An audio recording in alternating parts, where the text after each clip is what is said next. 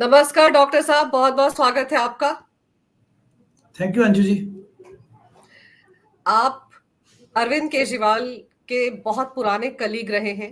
India against corruption से उनके साथ जुड़े हुए थे। अभी 4 दिन पहले जिस तरह से उनकी गिरफ्तारी हुई है, पहले मैं उस पर आपका रिएक्शन चाहूंगी। एक गाना है, कितना चंदा जेब में आया, कितना बांटा कितना खाया। उसमें अंतिम लाइन है, वरना अब तो जेल है। यानी कि यदि आप नहीं बताएंगे तो आपको जेल में जाना पड़ेगा। ये अनु रिजवी ने जब ये गाना लिखा, उदित नारायण जी ने इसको आवाज दी थी। ट्रांसपेरेंसी पारदर्शिता जो वेब सीरीज मैंने 2019 में बनाई, 19-20, उसका हिस्सा है ये, कितना चंदा जेब में आया। उसमें जब ये लिखा गया तो अनु रिजवी उसके गीतकार हैं। तो प्रोफेसी उनकी जो है भविष्यवाणी साबित हुई है, अब सच सच साबित हुई है। और उसके अलावा आपने जैसे नाम बताए, देखिए, जब जिस दिन ईडी ने उनको नाइट में अरेस्ट किया, हमने तभी अनाउंस कर दिया, भारतीय लिबरल पार्टी जो कि दिल्ली सेंट्रिक पार्टी है, हमने तभी अनाउंस किया कि हम कल यानी कि अगले दिन सुबह लड्डू बांटेंगे। अन्ना आंदोलन के लोग, not as a political party, Anna आंदोलन के जितने भी पुराने साथी हैं, जो सच्चे साथी, जो देशभक्ति के नाम पर देश बदलने आए थे, एंटी करप्शन बिल, जन लोकपाल बिल के लिए जुड़े थे, उन सभी को नमन। और उसके साथ साथ हमने खुशियों के तहत अगले दिन लड्डू बांटे। तो इतनी खुशी हमें, और हम चाहते कि आगे जेल में ही रहें ये, क्योंकि इन्होंने देश का एक बहुत बड़ा, देश के साथ विश्वासघात किया। अब जब भी कोई जमीनी काम करना चाहता है तो उसको लगता है कि ये तो अरविंद बनने की फिराक में है, जो कि सच नहीं है, जो कि बिल्कुल सच नहीं है।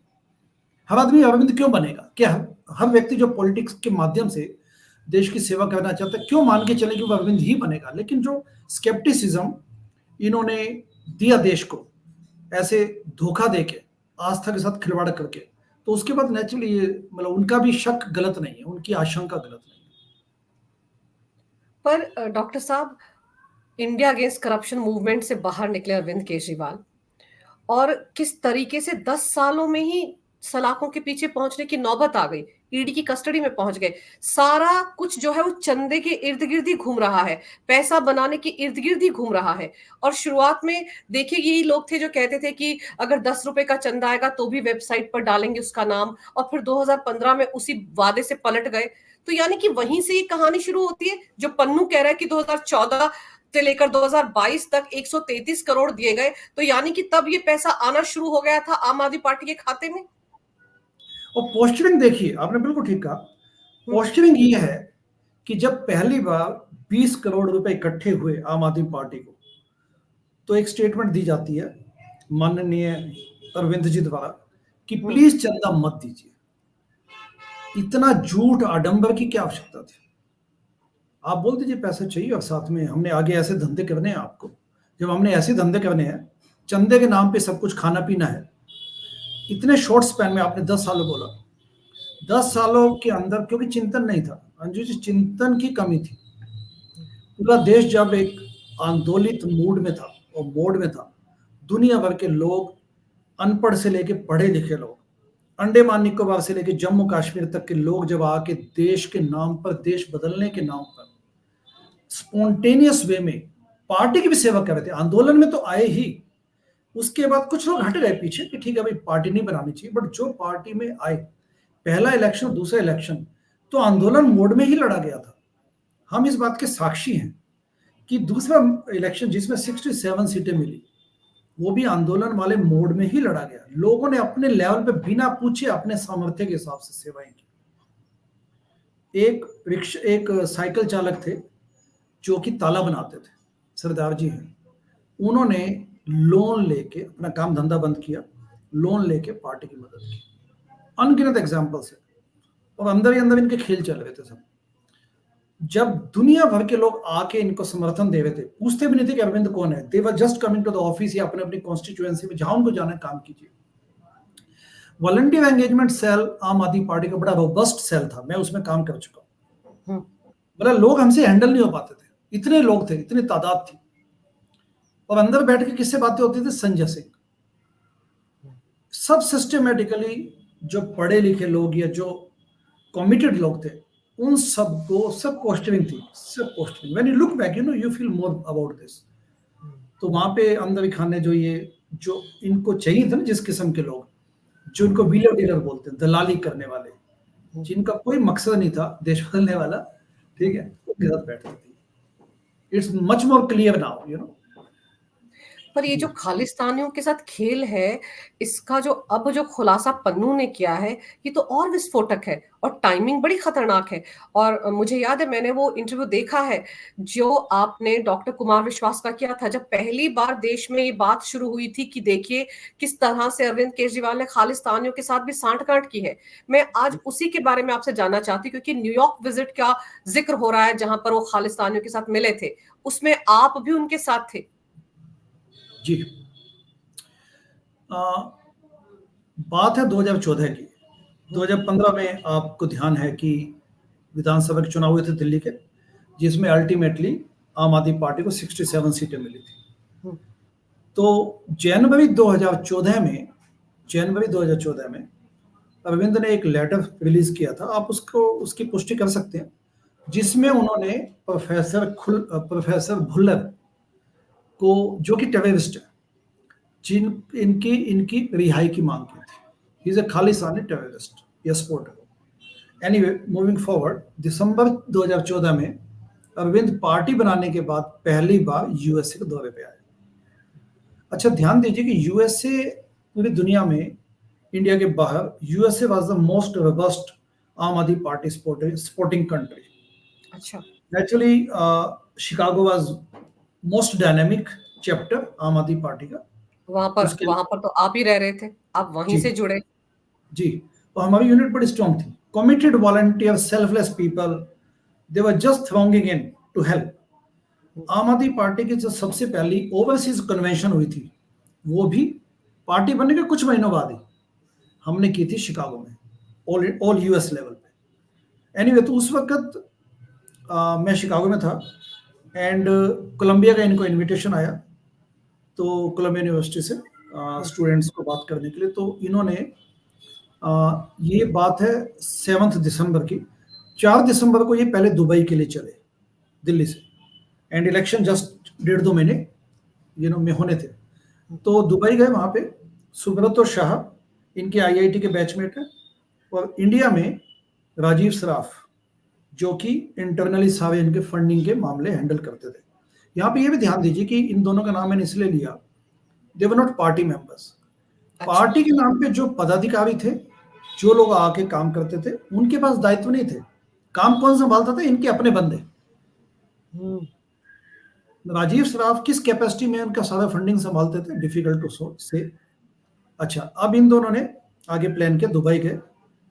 तो हम चाहते हैं शिकागो आए वो सबसे पहले, मतलब न्यूयॉर्क के ट्रिप पे, कोलंबिया तो जाना ही था, he should come to Chicago. तो फिर कुछ कंफ्यूजन हुआ, कुछ जो भी आइटिनरी थी, तो शिकागो वाज कैंसल्ड।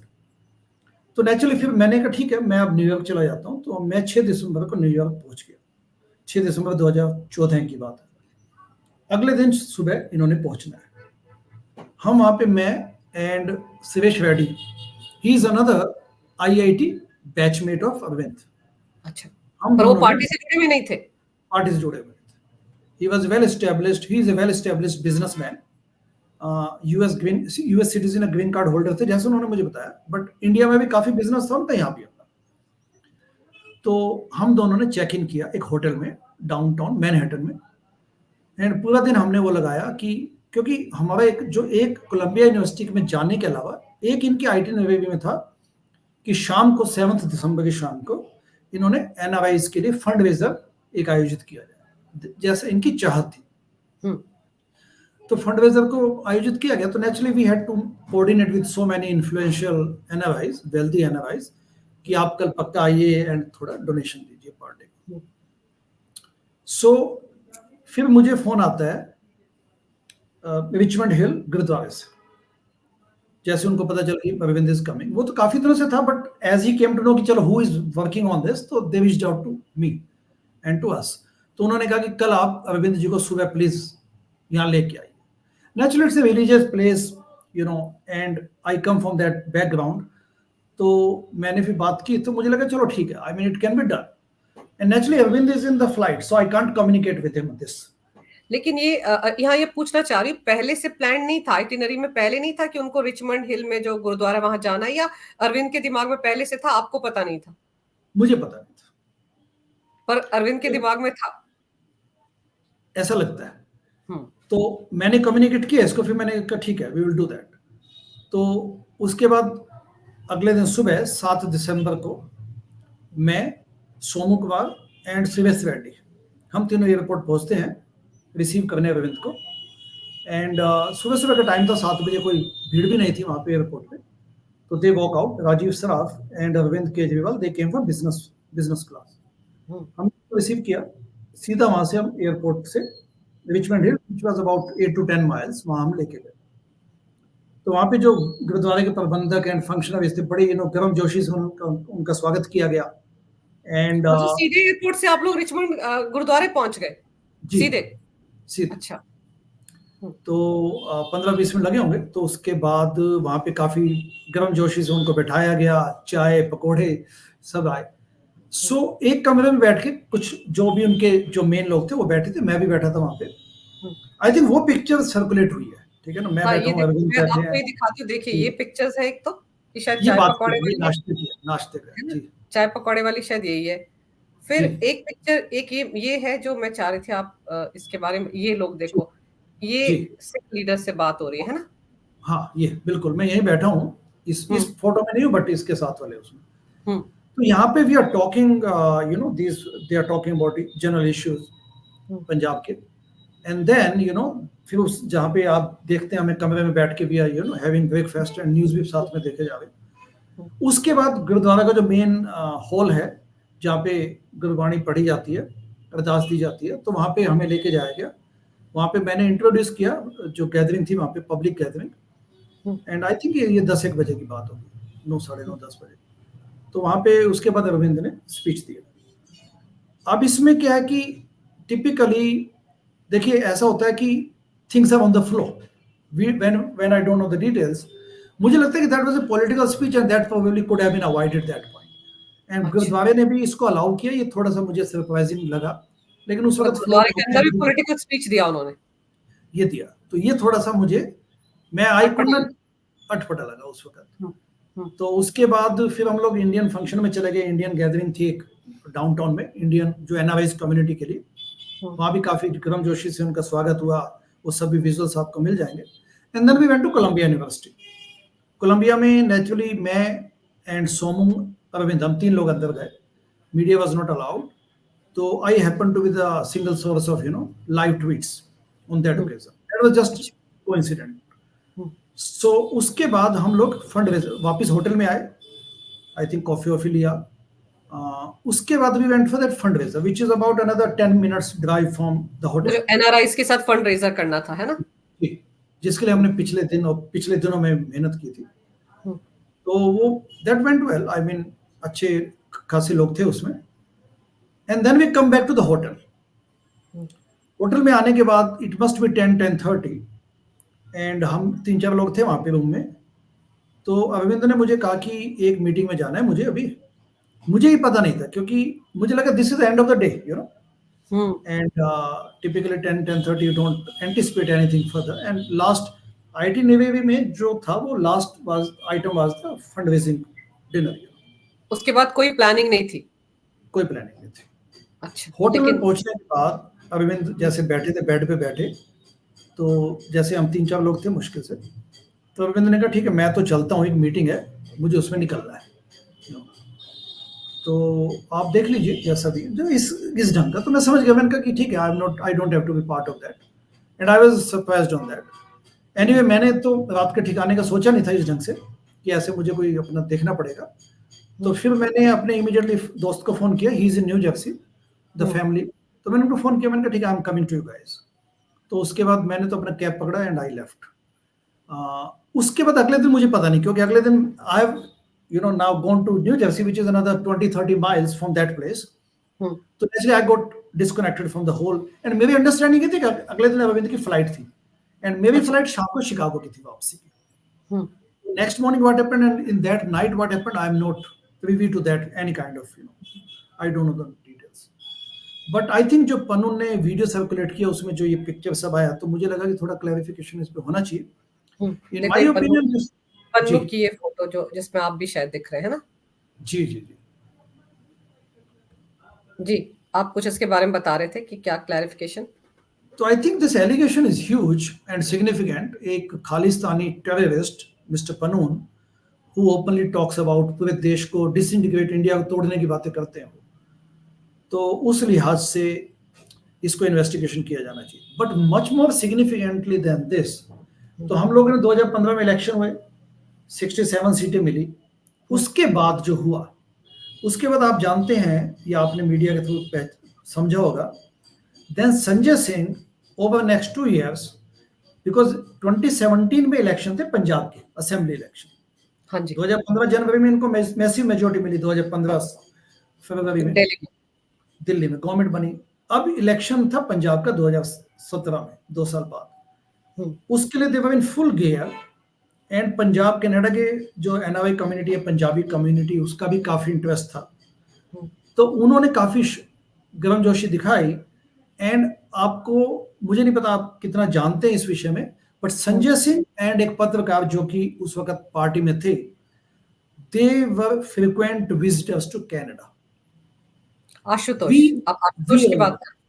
जी, ये हम अच्छा, अच्छी तरह मुझे ये नहीं पता कि बहुत फ्रिक्वेंटली कनाडा जा रहे थे, ये नहीं मालूम था, आपसे पता चल रहा है। जी। सो उनकी काफी ट्रिप्स हुई हैं, कितनी हुई हैं, क्या क्या वहां पे करते थे, ये मुझे, आई बिकॉज मैं यूएसए में हूं, तो मैं कनाडा में उस लिहाज से जो as a inside party coordinator, NRI cell का मैं को कन्वीनर था उस वक्त, तो I was in touch on a global level, but I never went to Canada. एक बार आए थे, गांधी साहब आए थे, एमपी थे उस वक्त अपने, ठीक है, बट उस वक्त एक जाने का बना, but I did not go, ठीक है, बन नहीं पाया। But otherwise luckily now for me, I never went to Canada. Canada is a hot bed for Khalistani support. It बिल्कुल। डज नॉट मीन, मैं बिल्कुल कहना चाहता हूँ कि ऐसा नहीं कि हर पंजाबी या वहां पे हर सिख खालिस्तान को सपोर्ट करता है, ऐसा बिल्कुल नहीं है। बट आज की पूरी दुनिया में अगर कहीं पे खालिस्तान के नाम पे कोई आंदोलन, आंदोलन तो नहीं कहना चाहिए, किसी भी किस्म की एक्टिविटी को बल मिल रहा है, तो सिर्फ कनाडा में। इवन पंजाब में भी, मैं पंजाब काफी जाता हूँ, काफी पंजाब से मेरी रूट्स भी हैं वहां से। Punjabi community, Hindu Punjabi as well as Sikh Punjabis, they never support Khalistani.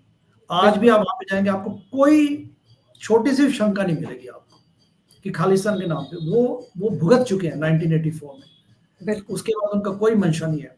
But आज भी खालिस्तानी समर्थन कनाडा में कुछ एलिमेंट्स हैं और बड़े स्ट्रॉन्ग हैं। आप पंजाब में गुरुद्वारों में जाइए, मुझे इस बात को कहने में कोई हिचक नहीं है, क्योंकि मैं पंजाबी बैकग्राउंड से हूँ, इसलिए मुझे कहने का हक भी है ये। बट आप वहां पे जाएंगे तो आपको गुरुद्वारों में क्लियर कट भिंडरेवाला के, not every gurdwara but many gurdwara, वहां पे भिंडरावाला की सपोर्ट मिलती है, which is very painful, which is very painful, and this is how it is. But अच्छा, फिर ये जो कनाडा जाते थे संजय सिंह और आशुतोष, तो ये क्या इन्होंने 2017 के लिए वहां पर सारा ताना बाना बुना, और वहां पर भी खालिस्तानी एलिमेंट की सपोर्ट के लिए जा रहे थे आप केजरीवाल के देखिए कहने कि आप कनाडा में जाके पर। पंजाबी डायस्पोरा से आप समर्थन मांग रहे हैं और खालिस्तानी एलिमेंट्स आपके संपर्क में ना आए हों, it is next to impossible. Canada की बात कर रहा हूं, कनाडा में without having interface with Khalistani supporters और खालिस्तान दैट नेटवर्क, ये पॉसिबल ही नहीं है। मैं फिर से क्लैरिफाई करना चाहता हूँ कि वहां पे large majority of Punjabis and Sikhs, they do not support Khalistan, लेकिन जो थोड़ा बहुत वहां पे है, मतलब जो पूरी दुनिया में है, वो सिर्फ कनाडा से ही है, इसमें कोई डाउट नहीं है, एंड इट्स अनफॉर्चुनेट आल्सो। दूसरा क्या कि आप ये देखिए, इन सबको आप देखें, they don't come from Punjabi background. Arvind, आप ये संजय सिंह को देखिए, इनको क्या पता कि पंजाब में क्या हुआ, उसकी कल्चरल, उसका बैकग्राउंड क्या है, उसके पीछे सेंटिमेंट्स क्या है, उसको नहीं समझ सकते, ये they can't align with that. मैं बलोचिस्तान की के प्रति काफी वो सिंपैथी रखता हूँ कि बलोचिस्तान फ्री होना चाहिए, लेकिन मैं सोचू कि एक बलोच एक्टिविस्ट वर्सेस मी, मैं कैसे कह सकता हूँ कि मैं उतनी समझ सकता हूँ उसको, या उसका दर्द, या उसका पेन, या उसके प्रति जो मेरा लगाव है, कैसे समझ सकता हूँ? सोचने वाली बात। फिर 2017 से पहले क्या हुआ? पंजाब विधानसभा चुनाव से पहले। उससे पहले इनका काफी इनका आना जाना था पंजाब में। वैसे भी कनाडा में काफी आम आदमी पार्टी के सपोर्टर्स भी बहुत थे, ठीक है ना। जनरल पब्लिक भी थी जो एनआरआई उनका था। तो पंजाब में जब इलेक्शन हुआ तो बहुत बड़ा एक तादाद भी आई थी पंजाब की मैंने वॉलंटियर्स। तो मतलब बसें भर भर के आई थी जो सपोर्ट करने के लिए आए थे आम आदमी पार्टी को। और तब 2017 में तो सारा काम धाम पंजाब में संजय सिंह देख रहे थे। उन पर आरोप भी लगे थे कि फंड ले रहे हैं टिकटें बांटने के लिए बड़े सारे। और तब तो ऐसे सर्वे करवाए गए थे कि बस बल्ले बल्ले आम आदमी पार्टी जीत रही है, याद है। लेकिन फिर टाइम टाइम फिस हो गई थी।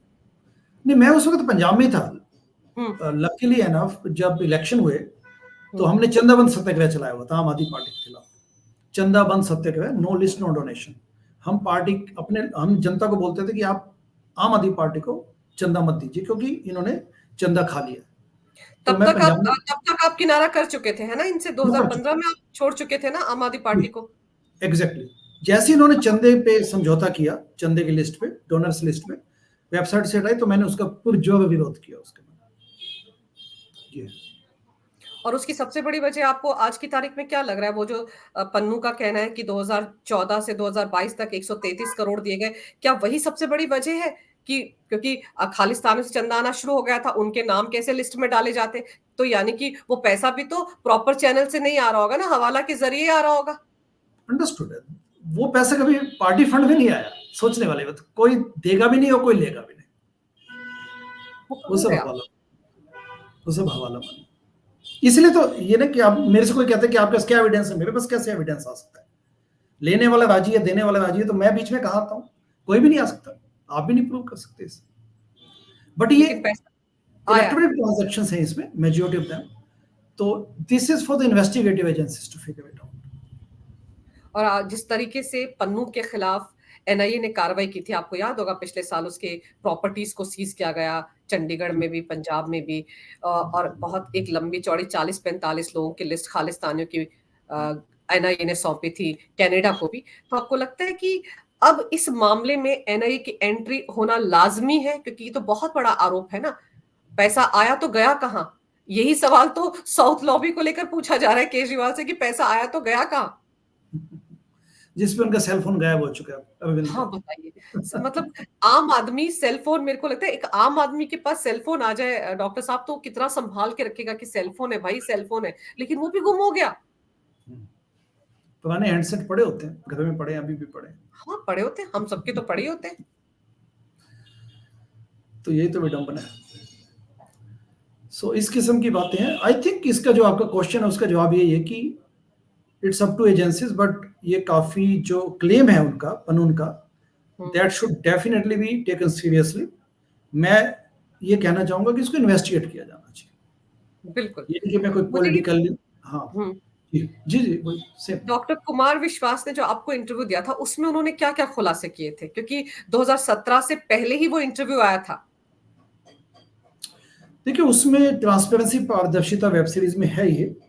एंड उसमें इसेंशियली स्पीकिंग कुमार विश्वास को अरविंद ने ये बोला, जो कुमार हम्म विश्वास ने हमें बताया, कि पंजाब एक बॉर्डर स्टेट है। नेचुरली बॉर्डर स्टेट होने के नाते वहां पे अलग किस्म की सुरक्षा के इश्यूज, सिक्योरिटी इश्यूज हमेशा अराइज हो सकते हैं, होते भी हैं। And we are Punjab state फिर पाकिस्तान है जो कि अपने एनिमी कंट्री है इस वक्त, उसके बॉर्डर पे। तो कुमार विश्वास ने ये कहा कि सिख खालिस्तानी भावनाओं से, सिख सेपरेटिस्ट भावनाओं से मत खेलिए। ये कोई ऐसा मुद्दा नहीं है कि जिसको आप पॉलिटिकल गेन्स के लिए आप इसको कैपिटलाइज कीजिए। So don't play with the fire. तो ये उन्होंने कुमार कहा, विश्वास ने कहा। कुमार विश्वास ने अरविंद केजरीवाल को कहा हम्म कि जो अपनी, अब देखिए ना, ये जो सब कहानियां 2014 से चली रही है। अगर हम कानून की बात को एक मिनट के लिए मान लें कि ये क्लेम है, तो 2014 से ही had been, Arvind was fiddling with all this. बिल्कुल। भुल्लर का उसको आप डिस्चार्ज कर दीजिए, यानी कि रिलीज कर दीजिए। फिर उस किस्म के कनाडा बार बार जाना है इनका। तो 2017 में इलेक्शन हुए पंजाब में। तो उसके बैकग्राउंड में अरविंद को बोला गया कि आप ये मत कीजिए। उसने कहा तू चिंता मत कर। अरविंद ने कुमार विश्वास को कहा, they are buddies also, they were buddies, तू चिंता मत कर। उन्होंने कहा कि ये मतलब गड़बड़ हो जाएगी। तो उसने कहा कोई दिक्कत नहीं है, कुछ भी हो तो अल्टीमेटली, नहीं तो अगर हो भी गया अलग मान लो, हाउ डज इट मैटर, मतलब नेचुरली मैं पैराफ्रेज कर रहा हूँ, मेरे पास वो वर्ड्स नहीं है जो कुमार हम्म, विश्वास ने बताए, बट इसेंशियली स्पीकिंग ये बोला गया कि तू चिंता मत कर, इवन हो भी गया सेपरेट, पंजाब टूट भी गया अलग, पंजाब मंसूबा देश से हम्म, अलग हो भी गया, तो हम एक नए देश के प्रधानमंत्री बन जाएंगे, सीएम नहीं बने तो, बल्ले बल्ले, you know that kind of confidence. अच्छा, दूसरा इसमें ध्यान दीजिए कि एक अलग एक स्टेज पे ट्रांसपेरेंसी पारदर्शिता वेब सीरीज में हम्म, कुमार विश्वास ने बताया कि जब इलेक्शंस का रिजल्ट आया 2017 में। 2017, हाँ, हम्म, पंजाब असेंबली इलेक्शन, हम्म, तो Arvind was expecting more than 90 seats, 119 सीटें हैं पंजाब में हम्म, विधानसभा, हम्म, एंड उनको मिली 19 सीटें, 19 से 20। ही वाज शेल शॉक्ड, इतना आश्चर्यचकित हुआ अरविंद कि ये हो क्या गया। ये उनके रिएक्शन आई थिंक उस वेब सीरीज में उन्होंने हम्म। बड़े संजीदा ढंग से बताई है। तो इस लेवल का उनका कॉन्फिडेंस था कि उनको लगा कि सारी सपोर्ट हमारे पास है, मनी का धन बल है हमारे पास, हम्म। तो ये पर एक चीज जो बार बार सामने आती रही, फिर आप देखो 2022 से पहले भी, विधानसभा चुनाव से पहले भी कुमार विश्वास ने कहा था कि अरविंद केजरीवाल एक बार खालिस्तान का विरोध करे, एक बार बोले कि वो खालिस्तान को सपोर्ट नहीं करते हैं, आलोचना करे खालिस्तानियों की, यही कहा था। ये चैलेंज किया था ना डॉक्टर कुमार विश्वास ने, जिसकी एवज में कैसे घुमा फिरा कर केजरीवाल ने कहा था कि मैं तो स्वीट आतंकवादी होना चाहिए, क्योंकि मैंने तो शिक्षा के लिए बहुत कुछ किया है, मैंने तो स्वास्थ्य के लिए बहुत कुछ किया। अब देखिए कैसे बातों को घुमा फिरा दिया गया था। आप ये देखिए कि not at a single point, किसी भी हम्म, सिंगल पॉइंट पे अरविंद ने आज तक खालिस्तान के इश्यू पे कभी क्रिटिसाइज नहीं किया। सॉफ्ट सपोर्ट तो वो लेना चाहते ही थे, इसमें वो तो सर्वविदित था, सब सब जानते थे, but he was playing with fire also, जैसे कि कुमार ने बोला, तो कभी भी स्टेटमेंट नहीं आया उनका, जबकि उनको बड़े एम्फेटिकली बोलना चाहिए था कि पंजाब देश का एक अभिन्न हिस्सा है, हम्म, we are as I mean prominent as anyone else, as much as anyone else citizens of this country, and किसी भी कीमत पे खालिस्तानी मूवमेंट या देश पंजाब को तोड़ने की किसी भी ढंग से किसी भी चेष्टा को बर्दाश्त नहीं किया जाएगा। आज तक कोई सिंगल स्टेटमेंट नहीं, जबकि पंजाब जीतने का इनका मंसूबा था। पर जो आम आदमी पार्टी है डॉक्टर साहब, वो जिस तरीके से राइज किए पिछले 10-11 साल में, और आप देश की बाकी क्षेत्रीय पार्टियों को देखिए, समाजवादी पार्टी आज तक उत्तर प्रदेश से बाहर नहीं निकल पाई, तृणमूल कांग्रेस पश्चिम बंगाल से बाहर नहीं निकल पाई। आम आदमी पार्टी में कौन से सुरखाब के पर लगे हुए थे कि वो दिल्ली के बाद पंजाब भी फतेह कर गई? तो फंड का ही कमाल होगा, और वो जो खालिस्तानी एंगल है उसी का कमाल होगा। डेफिनेटली, आई मीन पंजाब के लोग भी चाहते थे बदलाव, मैं क्रेडिट दूंगा इस बात का, ऐसा नहीं कि उसका कोई, लेकिन संसाधन हो, रिसोर्सेज हो, तो डेफिनेटली और इसमें कोई डाउट नहीं कि पंजाब, कनाडा से भी बहुत डोनेशंस आई थी, पंजाबियों ने बहुत डोनेशंस दी थी आम आदमी पार्टी को, ये दिल्ली जीतने के बाद, in anticipation of Punjab elections, कोई डाउट नहीं है इस बात। और अब मुझे हमेशा ये लगता है कि जो शुरुआत में लोग जुड़े रहे अरविंद केजरीवाल के साथ, जो पढ़े लिखे थे, वो सब के सब क्यों छिटक गए? सिर्फ इसलिए क्योंकि जिसे कहते हैं नार्सिसिस्ट लगते हैं मुझे कई बार अरविंद केजरीवाल की, मैं ही हूं और कोई नहीं है और कोई होना भी नहीं चाहिए, इसीलिए दिल्ली के सीएम की कुर्सी पर भी बैठे रहे और पार्टी के संयोजक भी बने रहे, पार्टी का संविधान तक उन्होंने बदल दिया, जितने लोग उनको चैलेंज कर सकते थे उन सबको धक्के मारकर पार्टी से बाहर कर दिया। और अपनी जो वेब सीरीज है ट्रांसपेरेंसी पारदर्शिता, उसमें हम्म, परमजीत कटियाल ट्रांसपेरेंसी पारदर्शिता वेब सीरीज में एक डायलॉग बोलते हैं, जो कि मुझे लगता है कि पूरे इस अरविंद की अगर साइको एनालिसिस की जाए हम्म, तो उसको समअप करता है। परमजीत कटियाल करनाल के रहने वाले हैं, थे, अनफॉर्चुनेटली यंग एज में उनकी 2 साल पहले डेथ हो गई, लेकिन वो योद्धा थे, योद्धा ग्राउंड वर्कर थे, जबरदस्त, सब परिवार छोड़ के करनाल में शुरू से अन्ना आंदोलन के समय से उन्होंने काम किया, आम आदमी पार्टी को भी के समय भी काम किया। उन्होंने एक बात बोली थी कि अरविंद को जिसने भी नजदीकी से देखा है वो अपने घर वापस जा चुका है। ये सेंटेंस, जो पुराने लोग हैं वो इस सेंटेंस को सुनने के बाद इतना उससे कनेक्ट कर सकते हैं कि मैं बता नहीं सकता आपको। दूसरा ये है कि जो जिस आदर्श और जिस उद्देश्यों के लिए हम आए थे आम आदमी पार्टी बनने के बाद, मतलब आम आदमी पार्टी बनने के इवोल्यूशन में टोटल, जिसमें था कि भ्रष्टाचार मुक्त भारत मेरी मांग ही नहीं मेरी जिद है। हम्म। अनफॉर्चुनेटली एनफ ये टैगलाइन आम आदमी पार्टी इस वक्त भी अपनी वेबसाइट पे प्रयोग करती है, जो कि प्योरली अनएथिकल है, प्योरली अनएथिकल, इमोरल। फिर इन्होंने एक, उस वक्त हम लोग अक्सर गलियों में ढोल नगाड़ों के साथ ही गाना बजाते हुए निकलते थे, निकलो बाहर मकानों से, जंग लड़ो बेईमानों से। तो आप देखिए उस आंदोलन की बातें करना, फिर आपने प्रिंसिपल्स बताए जनता के सामने कि हम चंदा आपसे लेंगे, चंदे की सूची दिखाएंगे आपको, हाई कमांड कल्चर खत्म करेंगे, अपने पे अंकुश रखेंगे, इंटरनल विजिलेंस, वो सब बातें आज आप देखते हैं तो बहुत बड़ा धोखा था। एक एक बहुत मैसिव लेवल का धोखा था, जिसको as the years pass by you feel more hurt about with that, जो नुकसान इन्होंने किया है, बिल्कुल जो बहुत। नुकसान मतलब एक अन्ना के आस्था के टाइम साथ में खिलवाड़ होने के बाद जो होता है, उसकी बिल्कुल। भरपाई नहीं हो सकती। जो अच्छा, आपने ये जो कहानी सुनी अब, है ना, हाँ जी, बाबा खड़क सिंह वाली कहानी, हाँ, बाबा खड़क सिंह वाली कहानी, वो साधु है बाबा खड़क सिंह, ये वही है डाकू खड़क सिंह वाली, this is same story, this is same story, पर डॉक्टर अनफॉर्चुनेट। साहब अब जो मौजूदा हालात हैं, शराब घोटाले में इस वक्त ईडी की कस्टडी में है, सब कुछ भूल गए हैं, गजनी बन गए हैं, लेकिन अंदर से सरकार चलाने की जिद पाले हुए हैं। ये भी तो अनएथिकल है। भारत के इतिहास में कभी भी ऐसा कोई सीएम नहीं हुआ जो गिरफ्तार हुआ हो और उसने रिजाइन ना किया हो, फिर अंदर ना गया हो। ये तो मॉरल ग्राउंड्स पे किया जाना चाहिए। 24 घंटे के अंदर से सिसोदिया से इस्तीफा ले लिया अरविंद केजरीवाल ने। जब लोगों पर भ्रष्टाचार के आरोप लगाते थे तो कहते थे कि भ्रष्टाचार के आरोप लगने के साथ इस्तीफा देना चाहिए, और आज देखो खुद वो ईडी की कस्टडी में बैठे हुए हैं और झूठे नोट बना बनाकर उनकी पार्टी के मंत्री ये फैलाने में लगे हुए हैं कि देखिए केजरीवाल को दिल्ली की जनता कितनी चिंता है। कभी पत्नी को चिट्ठी लिख रहे हैं, कभी आतिशी को, और अब सौरभ भारद्वाज को लिख डालिए। मतलब देखिए किस तरह का आडंबर बना रहे हैं ये लोग। इन्होंने मजाक बना दिया है पूरे सिस्टम को। एक कवि ने कहा है, सता बनी शिखंडी गीदड़ राज चलाते हैं। ये गीदड़ों वाला ही व्यवहार है, इमोरल, अनैतिक, अनएथिकल तो है ही। तो बस वही हो, सब आप देख रहे हैं, देश मतलब the whole country is watching. आप ये भी देखिए ना कि जो जब आप जेल में जा चुके हैं उसके बाद आप वहां से बैठ के नोटिफिकेशन क्लेम किए जा रहे हैं कि मैं नोटिफिकेशन, आज दूसरा नोटिफिकेशन, 9 साल हो गए इस पार्टी, इस गवर्नमेंट को दिल्ली में, दिल्ली की जो व्यवस्था की हुई है, बेहाली की हुई है, उसके लिए अकेले ये जिम्मेदार है। करप्शन और कट्स का जाल बिछा हुआ है दिल्ली में, बाकी देश में भी काफी जगह हालत खराब है, ऐसा नहीं कहूंगा कि दिल्ली, लेकिन दिल्ली में जो करप्शन और जो इनएफिशिएंसी है, सरकार प्रशासन के नाम पे सब फेल है वहां पे सिस्टम।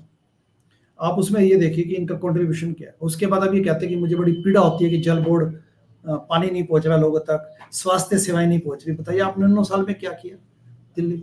मैं तो ये कहना चाहूंगा आपके चैनल के माध्यम से, मैं एक बात अवश्य कहना चाहूंगा, और मुझे खुशी है कि आप के चैनल के माध्यम से मैं अपनी संवेदना प्रकट करना चाहता हूं, अपने सेंटिमेंट्स। आज जेल में ईडी वैसे तो उनका काफी समय, ईडी इज ग्रिलिंग हिम, तो काफी समय तो उनका उसमें निकल जाता होगा, लेकिन भाई साहब के पास लैपटॉप भी नहीं है और उनके पास सेलफोन भी नहीं है। तो अगर थोड़ा बहुत भी इंटीग्रिटी बची हो अरविंद आप में, तो जो खाली पल आप बैठने को मिलते हैं आपको 24 घंटे में, 2 1 घंटे 3 घंटे आपको मिलते होंगे, ना तो आप किसी से मिल सकते हैं, ना आप लैपटॉप है आपके पास, ना सेलफोन। थोड़ा सोच लो कि आपने क्या किया पिछले 12 14 सालों में। अभी भी मौका है, क्योंकि अंदर से आदमी जानता है कि वो क्या है। This is the best time, reflect upon कर दो। जो यंगर जनरेशन है, वो पॉलिटिक्स के नाम पे जो आपने उनकी आस्था के साथ खिलवाड़ किया, कम से कम इस डैमेज को अभी रोक दो। अभी भी टाइम है, सच्चा बन जाओ, या सच्चे कम से कम कबूल लो कि मैंने क्या किया। बाकी तो देश आगे चलेगा ही। बिल्कुल आत्ममंथन का टाइम है अभी उनके पास। पर इन्होंने जिस तरीके से अन्ना हजारे के साथ धोखा किया, दिल्ली की जनता के साथ भी धोखा किया, आपको क्या भविष्य नजर आ रहा है आम आदमी पार्टी का? आपको लगता है कि अरविंद केजरीवाल अब लंबे समय के लिए नप गए? 14 महीने से तो सिसोदिया उसी मामले में जेल के अंदर है। 7 महीने संजय सिंह को हो गए हैं, वो विजय नायर जो दलाल था, वो 2 साल से अंदर है। तो अरविंद केजरीवाल लगता है आपको जल्दी बाहर आएँगे? क्योंकि अभी तो ईडी है, फिर सीबीआई भी ग्रिल करेगी, वो भी कस्टडी चाहेगी। अब तो एनआईए की एंट्री भी शॉर्ट होने वाली है। देखिए, मैं एज ए न्यूट्रल सिटीजन इस वक्त बात कर रहा हूँ। हुँ, ये नहीं कि हम लोग दिल्ली में अब अगले 2025 में इलेक्शन लड़ना चाहते हैं, भारतीय लिबरल पार्टी, उसको मैं इस वक्त भूल जाता हूँ। हुँ, आपका प्रश्न है कि आम आदमी पार्टी का भविष्य क्या है। हुँ, मैं ये कहना चाहता हूँ कि Aam Aadmi Party as a moral project तो ऑलरेडी डेड है। ये हुँ, एज ए नैतिक प्रोजेक्ट तो इसकी मौत हो ही चुकी है। बाकी जो आने वाले सालों में पॉलिटिकल पार्टियां बनती हैं, बिगड़ती हैं, इसकी जो इसका जो डिक्लाइन है वो it's already has started. Arvind का जेल जाना इसका द्योतक है, इसका इसका इसका इसको सिग्निफाई करता है। प्लस आज आम आदमी पार्टी में कहाँ लीडरशिप है, क्योंकि ना तो लीडरशिप डेवलप होने दी, गोरख धंधे किए। बाकी पार्टियां भी करती होंगी, लेकिन आम आदमी पार्टी ने डेफिनेटली गोरख धंधे किए और नैतिक खिलवाड़ किया।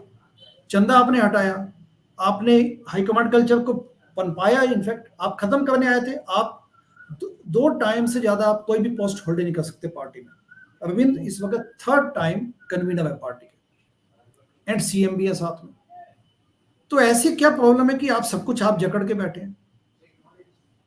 एंड उसके अलावा इनमें लीडरशिप की कमी है, लीडरशिप के मतलब ग्रूमिंग की, और करना भी नहीं है इनको करना ही नहीं है। आप ये देखिए ना, इनके सामने कितने पढ़े लिखे लोग तो थोड़े बहुत बैठे थे एमएलए के रूप में, किसी को आज तक पोजीशन दी इन्होंने। अब जब क्राइसिस आए तो इस वक्त बने ही लोग।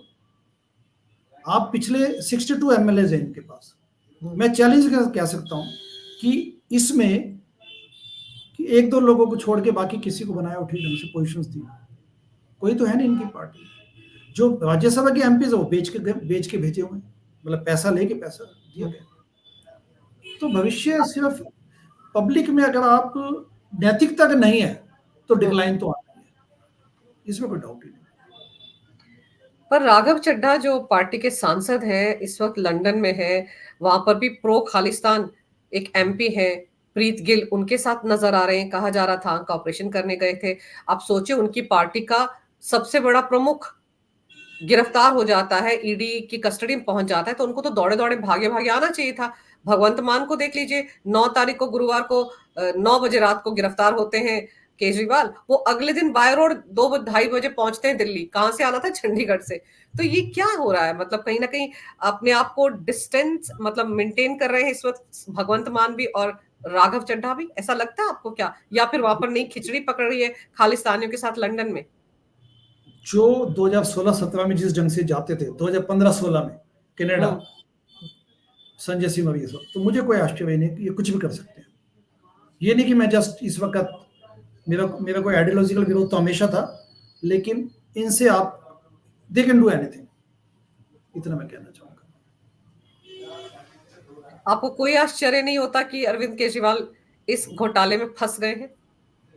शराब घोटाले में, हाँ, शराब घोटाले में तो इनका हाथ है, पक्का हाथ है। He is the king pin.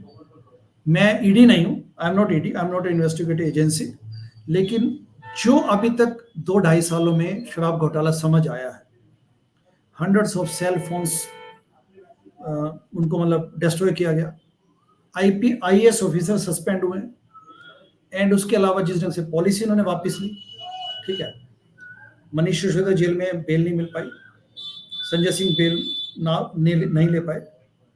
लेकिन साथ ही साथ जो एक सिंगल इंपॉर्टेंट पॉइंट जो अक्सर लोग शायद उस पर ज्यादा ध्यान नहीं देते, वो ये है कि ये पॉसिबल है क्या कि 3-4 लोग तो पार्टी चलाते हैं, 3-4 लोग पार्टी चलाते हैं सिर्फ। एक वो हो गया खुद, उसके अलावा संजय सिंह, मनीष सिसोदिया एंड सत्येंद्र जैन, हुँ, ये सब है कोर में, बाकी सब पेरिफेरी पे बैठे, आवश्यकता के हिसाब से अंदर बाहर कर देते हैं उसको।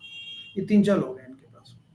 ये बताइए कि शराब घोटाले का को प्री प्लानिंग में ये हो सकता है कि अरविंद को एक कहानी ना बताई गई हो। डिजिटल जमाना है, आप फुटप्रिंट छोड़ रहे हैं अपने। ये तो हो नहीं सकता संजय सिंह ने मनीष सिसोदिया कभी व्हाट्सएप ना किया, उसको टेक्स्ट मैसेज कोड वर्ड्स ना यूज किए हो। It's next to impossible.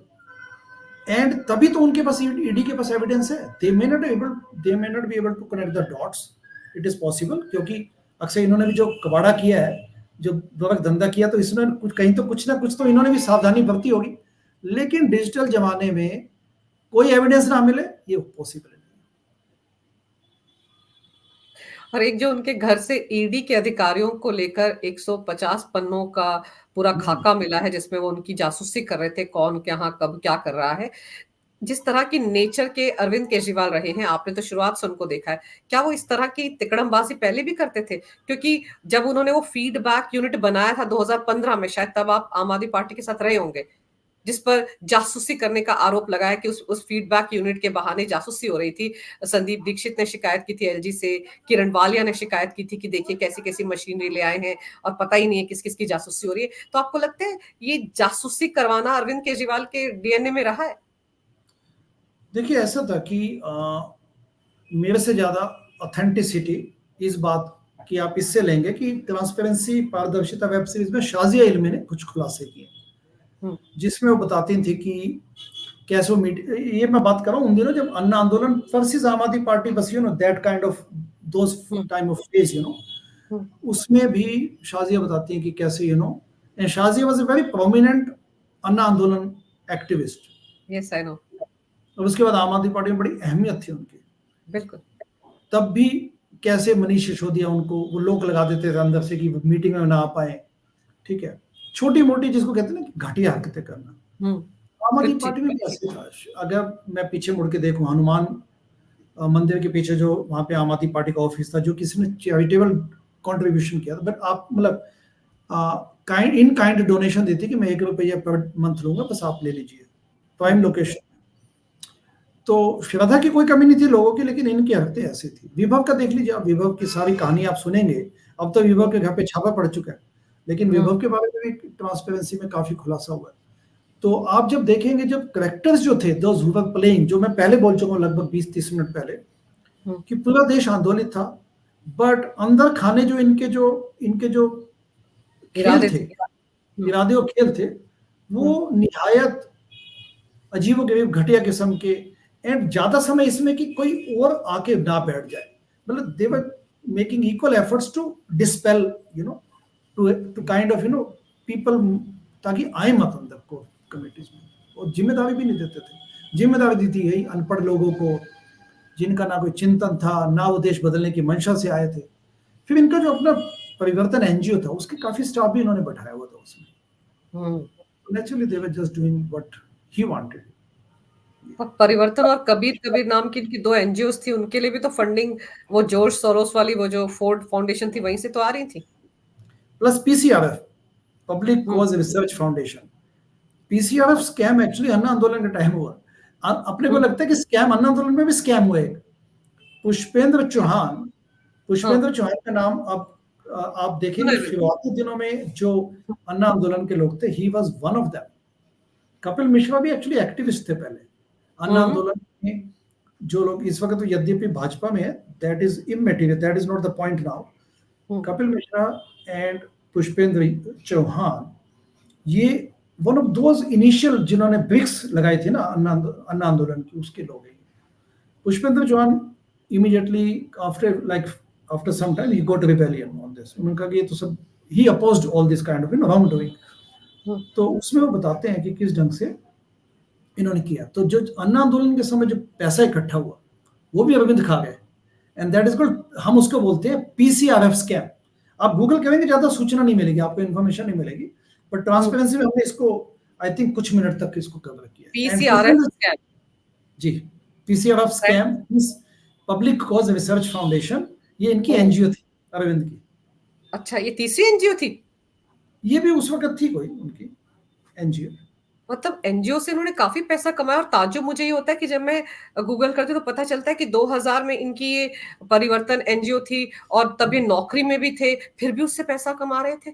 मतलब पैसा कमाने की हुड़क इनको बहुत पहले से ही थी, फिर चाहे पार्टी बनाकर पैसा कमा रहे हैं या एनजीओ बनाकर कमा रहे थे, मतलब ये सब चलता आ रहा था। और सिर्फ आम आदमी पार्टी की बात नहीं कर रहा मैं, ये ध्यान देने वाली बात है जो परमजीत कटियाल ने कहा वेब सीरीज में, कि जिसने भी अरविंद को नजदीक से देखा है वो आज अपने घर लौट चुका है। वो अन्ना आंदोलन के समय भी था और उससे पहले भी था। मैं नाम नहीं लेना चाहता क्योंकि वो लोग इस वक़्त अपना-अपना काम कर रहे हैं, तो वो चाहते नहीं किसी किस्म की आँच आए।